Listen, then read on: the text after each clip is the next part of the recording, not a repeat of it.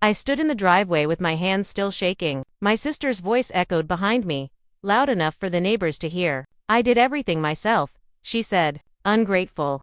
The car doors slammed. Tires rolled away. No one stopped her. No one asked if I was okay. My mother stared at the ground, phone already in her hand, waiting for silence to do the work. I didn't argue. I didn't explain. I watched the dust settle where they'd been. In that moment, something shifted. I realized effort never counted here, only who took credit. And I finally stopped reaching. The first time my sister said it out loud, I thought it was a joke. We were in my mother's kitchen, the same one with the cracked tile and the cabinet door that never closed right. I had just finished unloading groceries I paid for. My sister leaned against the counter, scrolling on her phone, and said, "You know, I basically pulled this whole family together myself." She didn't look at me when she said it. That was the part that landed wrong. My mother nodded, not fully, just enough. I waited for someone to correct her, for my mother to say, "That's not fair." Or at least, "You both helped." Nothing came. The refrigerator hummed. The clock over the sink ticked.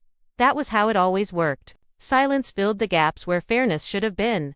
My sister had a talent for arriving late and leaving early, but somehow being remembered as the one who carried everything. When my dad got sick years ago, I was the one taking him to appointments. I learned the routes between clinics. I knew which parking garages were cheaper, and which elevators were always broken. I filled out forms and argued with billing offices on my lunch breaks. My sister posted photos of him online with captions about strength and family. People commented on what a devoted daughter she was. No one corrected them.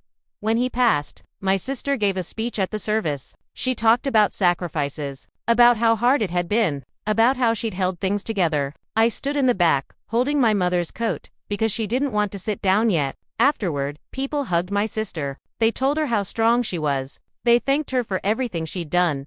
I drove my mother home.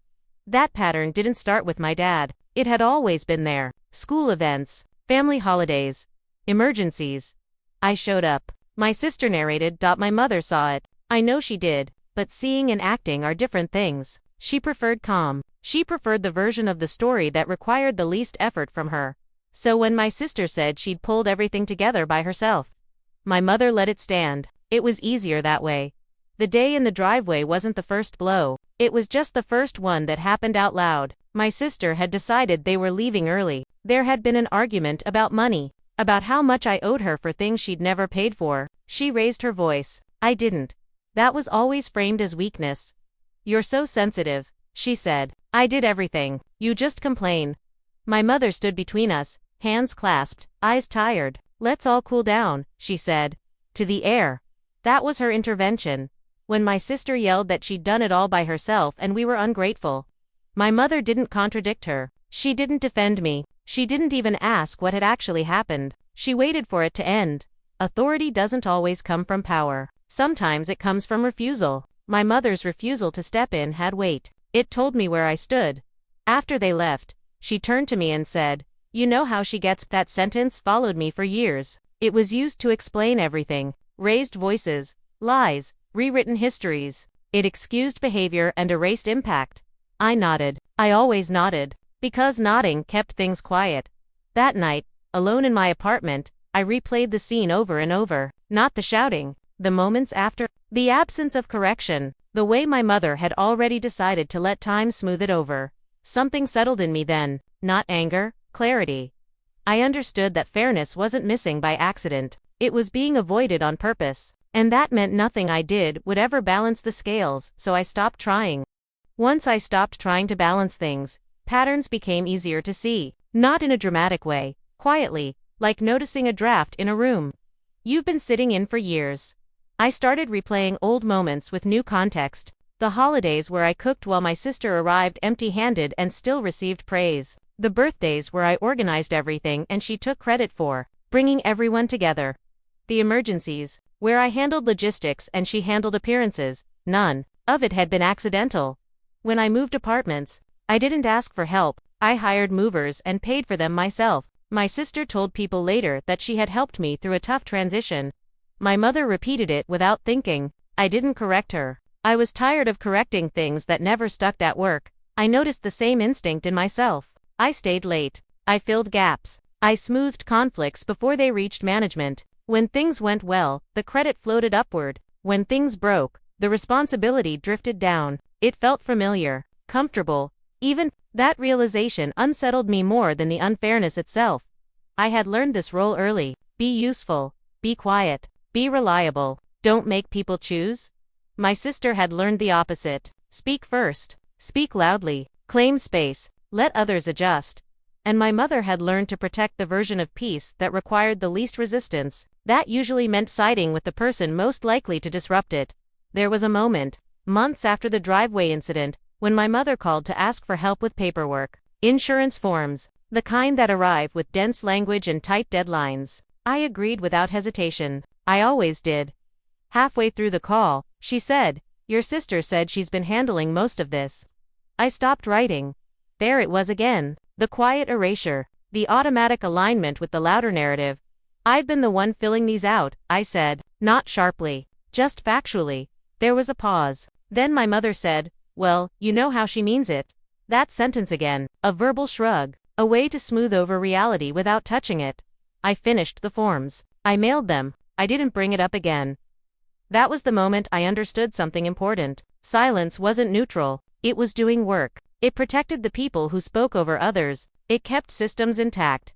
I had always thought staying quiet made me invisible, but it actually made me predictable. People knew I would absorb things, that I would fix problems without asking for acknowledgement, that I would remain available.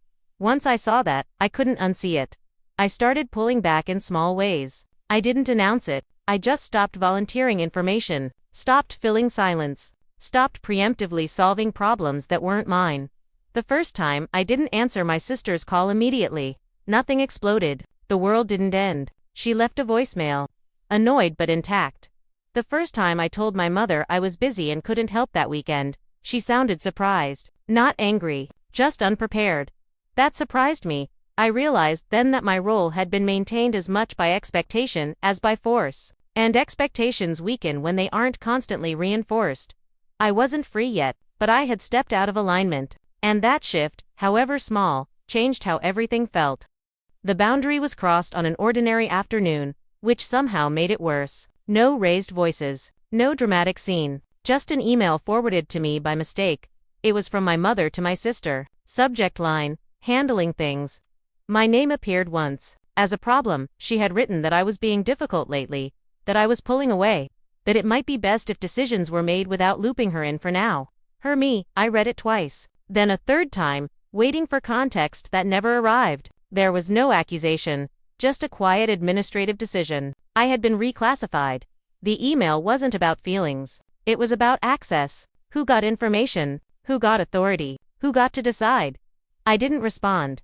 Later that day, my sister called. Her voice was light, falsely concerned. She said Mom was stressed, that I shouldn't take things personally, that families go through phases. I listened. I said nothing. She filled the silence with explanations I didn't ask for. How she was just trying to help. How Mom needed someone decisive. How I was always welcome, of course, welcome. The word landed strangely, like an invitation extended after the doors had already been closed. That night, I sat at my kitchen table and understood something clearly for the first time. They weren't reacting to my absence. They were adjusting to it. The boundary wasn't that I had been excluded. It was that my consent was no longer required. Decisions about me were being made without me, while my presence was still expected when useful. That was the line. I stopped answering follow-up questions. I stopped clarifying misunderstandings. I let assumptions sit where they landed.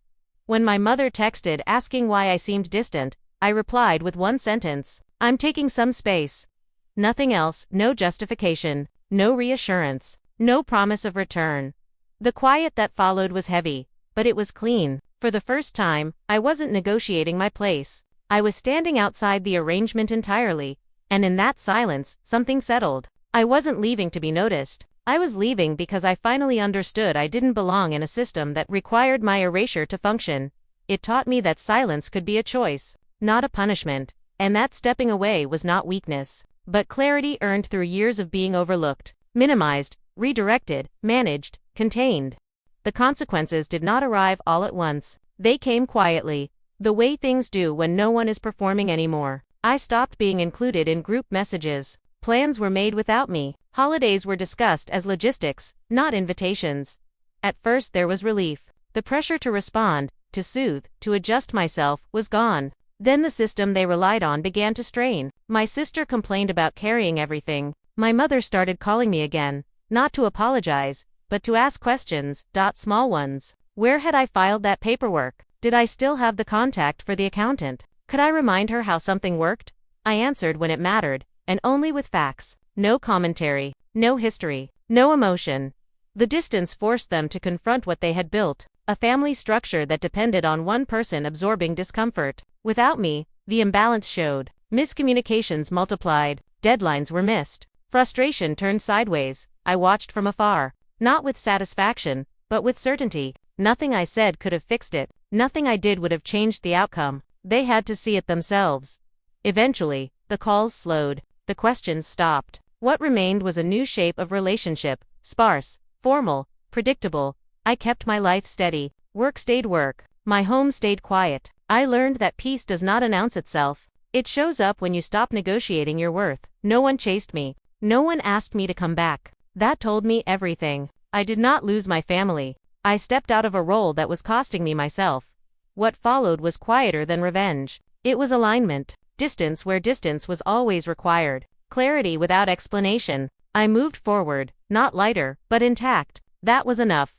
I did not correct their version of events. I let it exist without my participation. Over time, that absence spoke louder than arguments ever could. They told friends, I was busy. Busy building routines that did not require approval. Busy choosing people who listened without managing me. When we crossed paths, we were polite. No one named what had changed. It did not need a name. The truth was visible in the gaps. Birthdays passed quietly. Invitations stopped arriving. I marked the shift by how calm my body felt. Just space. Respected. I kept my silence. And it kept me. That is how the story ended.